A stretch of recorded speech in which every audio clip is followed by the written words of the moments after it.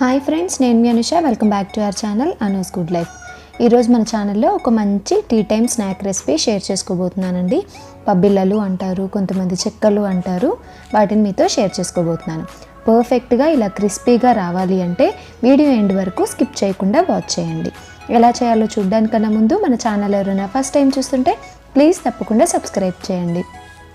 First అయితే stove మీద ఒక ప్యాన్ పెట్టుకొని ఒక చిన్న టీ గ్లాస్ పల్లీలు వేసుకొని లో టు మీడియం ఫ్లేమ్లో ఫ్రై చేసుకోవాలి.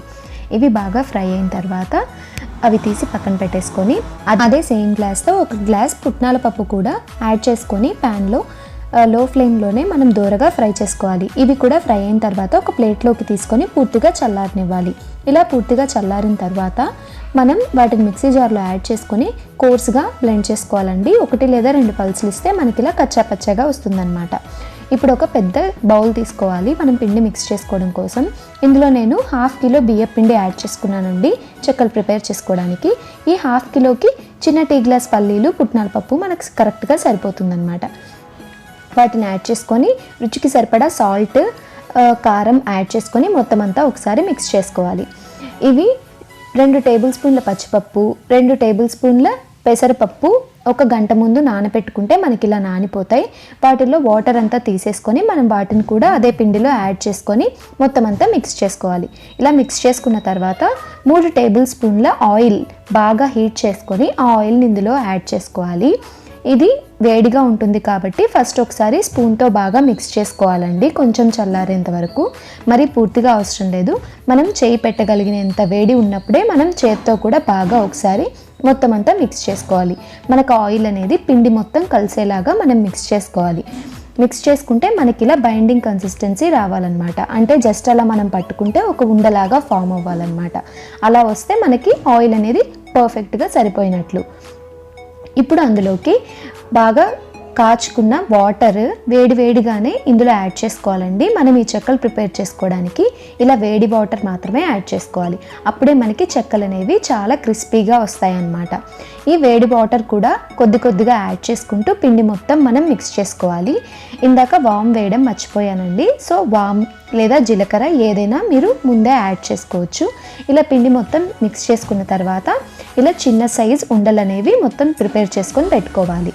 ఇలా ప్రిపేర్ చేసుకున్న తర్వాత మనకు పూరీ ప్రెస్ ఉంటుంది కదండి, దానిలో ఒక ప్లాస్టిక్ షీట్ యాడ్ చేసుకొని ఆయిల్ అప్లై చేసుకొని మనం ఉండలుగా చేసుకున్నాం కదా బియ్య పిండి మిశ్రమం, దాన్ని పెట్టుకొని ప్రెస్ చేసుకోవాలి. మరీ సన్నగా ప్రెస్ చేసుకోవద్దండి, కొంచెం మందం ఉంటేనే మనకి చెక్కలు అనేవి తినేటప్పుడు చాలా క్రిస్పీగా బాగుంటాయి అన్నమాట. మనం చేత్తో కూడా ప్రెస్ చేసుకోవచ్చు. ఉంటే అలా ప్రెస్ చేసుకొని అన్నీ పక్కన పెట్టుకోవాలి. ఇలా పెట్టుకున్న తర్వాత డీప్ ఫ్రైకి సరిపడా ఆయిల్ యాడ్ చేసుకొని ఒక కడాయిలో మనం ఆయిల్ హీట్ అయిందా లేదా జస్ట్ చెక్ చేసుకుంటున్నామండి. అది మనం చిన్న ఉండ వేస్తే మనకు అది పైకి తేలాలన్నమాట. అప్పుడు ఆయిల్ అనేది బాగా వేడిగా ఉన్నట్లు. ఇప్పుడు లో ఫ్లేమ్లోకి అడ్జస్ట్ చేసుకొని మనం ముందుగా ప్రిపేర్ చేసి పెట్టుకున్న చెక్కలన్నిటిని ఇందులో యాడ్ చేసుకోవాలి. మొత్తం మనకు ఆయిల్కి ఎన్నైతే పడతాయి అనుకుంటామో అన్నీ యాడ్ చేసుకొని అప్పుడు మీడియం ఫ్లేమ్లో పెట్టుకొని మనం వీటిని ఫ్రై చేసుకోవాలండి. ఒక 1 మినిట్ పాటు కదపకుండా తర్వాత ఇలా గరిటెతో మిక్స్ చేసుకుంటూ 2 సైడ్స్ మనం దోరగా ఫ్రై చేసుకోవాలి. వీటిని మరీ నల్లగా వచ్చేంత వరకు ఆయిల్లో ఉంచొద్దండి. జస్ట్ గోల్డెన్ బ్రౌన్ కలర్ వచ్చినప్పుడు మనం తీసేసుకుంటే సరిపోతుంది. ఎందుకంటే దీనిలో ఉన్నప్పుడే బాగా ఫ్రై అయ్యాయంటే మనం తీసిన తర్వాత అవి చల్లారితే ఇంకా నల్లగా వచ్చేస్తాయి అన్నమాట, మాడినట్లుగా.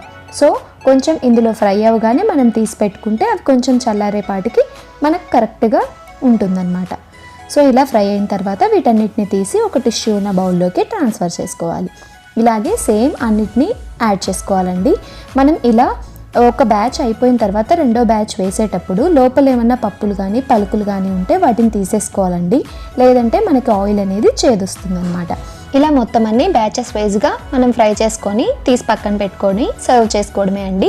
ఎంతో క్రిస్పీగా టేస్టీ చెక్కలు అనేవి మనకు రెడీ అయిపోయాయి.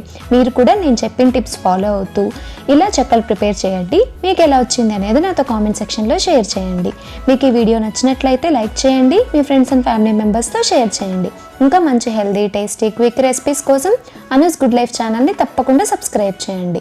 పక్కనే ఉండే బెల్ ఐకాన్ ప్రెస్ చేస్తే నా నెక్స్ట్ వీడియో నోటిఫికేషన్ మీకు వచ్చేస్తుంది. Thank you for watching friends.